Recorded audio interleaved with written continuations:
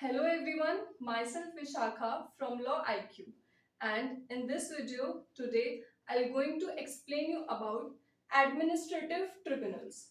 Administrative tribunals constitution law के perspective से एक बहुत ही इम्पोर्टेंट पार्ट है कॉन्स्टिट्यूशनल लॉ का और साथ में एडमिनिस्ट्रेटिव लॉ का भी. So in this video I'll going to tell you some important points, some important case laws provisions about administrative tribunals constitutional law के पॉइंट ऑफ व्यू से. So let's begin with the introduction.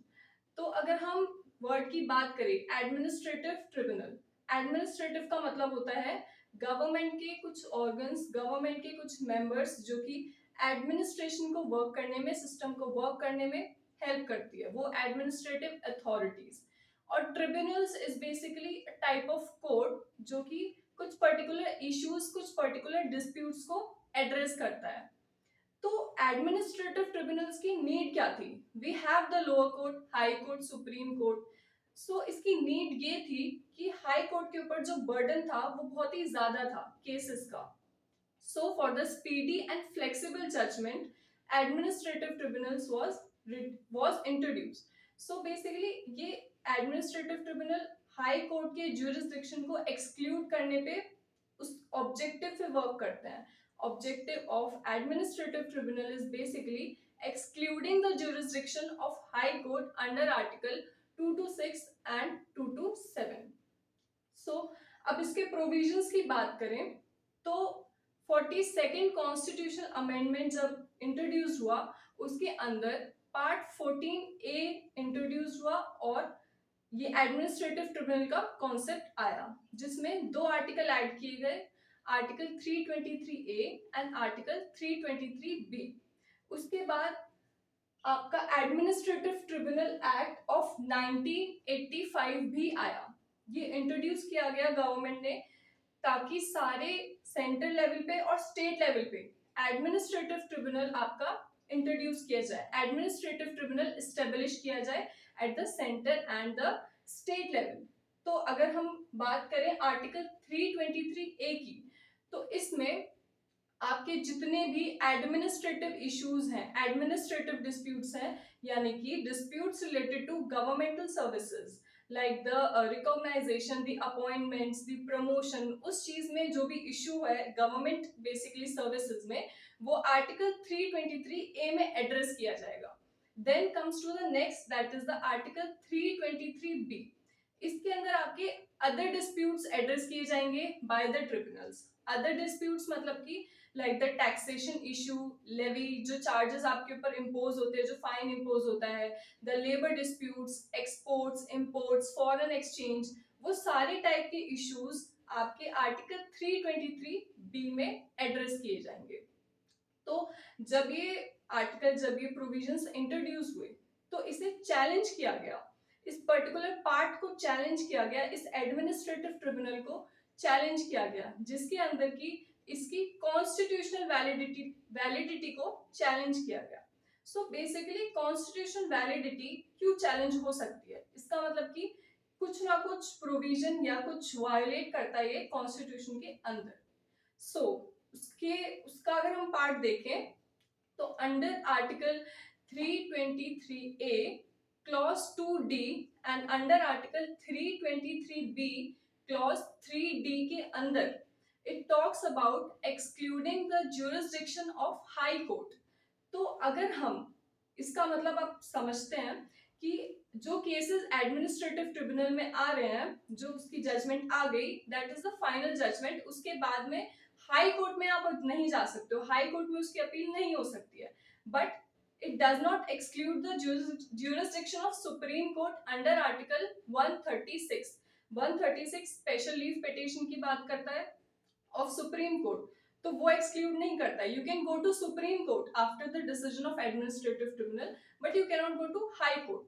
तो जब ये provisions आए तो उसके बाद in the case of SP Sampath Kumar versus union of India में ये जो वैलिडिटी थी, कॉन्स्टिट्यूशन वैलिडिटीज एक्ट की, ये चैलेंज की गई और इसमें ये जजमेंट आया, बेसिकली 5 जजेस बेंच का ये जजमेंट आया कि ये जो एक्ट है ट्रिब्यूनल का, एडमिनिस्ट्रेटिव ट्रिब्यूनल एक्ट है, it does not not violate the constitutional validity of the act. So basically ये इसीलिए वायलेट नहीं करता है क्योंकि ये तो सिर्फ हाई कोर्ट का जुरिस्डिक्शन एक्सक्लूड कर रहा है, it is not excluding the jurisdiction of supreme court. So basically judicial review की जो पावर है वो तो अभी भी मेंटेन्ड है.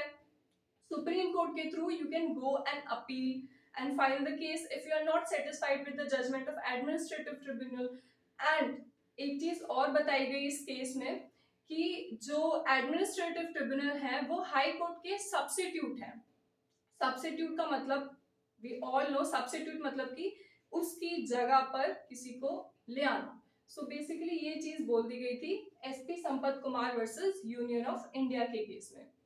देन एक नेक्स्ट केस आता है L Chandra Kumar versus union of India. So इस केस में एसपी संपत कुमार की जो जजमेंट थी उसे ओवररूल कर दिया गया. ओवररूल करके ये बोला गया कि फर्स्ट थिंग इज दैट जो एडमिनिस्ट्रेटिव ट्रिब्यूनल है ये एक स्टैट्यूटरी प्रोविजन है, ये एक स्टैट्यूटरी ऑर्गन है. बेसिकली ये एक एक्ट था, एक अमेंडमेंट के थ्रू लाया गया बाय द पार्लियामेंट. और जो हाई कोर्ट है, high court are constitutional valid, basically constitutionally valid, क्योंकि कॉन्स्टिट्यूशन के अंदर ही प्रोविजन दिया गया है of the establishment of high court. पहले से जब कॉन्स्टिट्यूशन बना उसमें लिख दिया गया था कि establishment of high court is must. But administrative tribunal तो एक स्टैट्यूटरी ऑर्गन है by the parliament. So basically ये इसका सब्स्टिट्यूट नहीं है, ये इसका सबऑर्डिनेट है. Administrative tribunal is subordinate to high courts, it's not the substitute to high court. So subordinate का मतलब होता है कि आप उसकी लोअर पोजीशन पे हो और आप कुछ टाइम के लिए कुछ इश्यूज को, पर्टिकुलर इश्यूज को एड्रेस करने के लिए, for addressing some particular issues the administrative tribunal came. Okay, so it is the subordinate, it is not the substitute of high court. So उसके बाद इस वाले केस में ये कंक्लूड हो गया कि जो एडमिनिस्ट्रेटिव ट्रिब्यूनल है ये एक सबऑर्डिनेट है और इसके अंदर वो दो क्लॉजेस जो हाई कोर्ट की ज्यूरिसडिक्शन को एक्सक्लूड करता है वो दोनों क्लॉजेस वॉइड डिक्लेयर कर दिए गए. इसका मतलब clause 2D of article 323A and clause 3D of article 323B, वो दोनों clauses को void declare कर दिया गया क्योंकि वो constitutional validity challenge कर रहा है and it is violating the basic structure of judicial review. High court के अंदर हाई कोर्ट के पास पावर है बेसिकली आर्टिकल 226 में और 227 में. For under article 226 we all know for writ jurisdiction high court के पास है और 227 के अंदर हाई कोर्ट हैज पावर कि वो अपने से नीचे जो सबऑर्डिनेट लोअर कोर्ट्स हैं, जो ट्रिब्यूनल्स हैं, उन सबको बाउंड करके रखे उनकी अथॉरिटी के अंडर.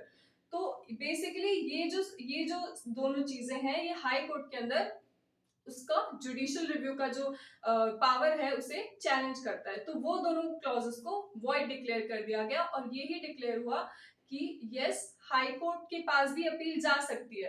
हाई कोर्ट का जुरिस्डिक्शन एक्सक्लूड नहीं हुआ है because it is the judicial review is the basic structure of the constitution जिसे कि पार्लियामेंट भी अमेंड नहीं कर सकता.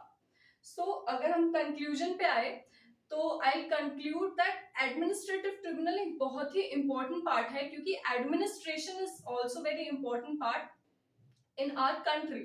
एडमिनिस्ट्रेशन वर्क कर रहा है तो गवर्नमेंट वर्क कर रही है. So it's very important part और इसके कुछ फ्लॉज और कुछ स्ट्रेंथ्स हैं. तो कुछ जो फ्लॉज थे, वो जो दो क्लॉजेस थे जो वॉइड डिक्लेयर हो गए, वो फ्लॉज थे इसके.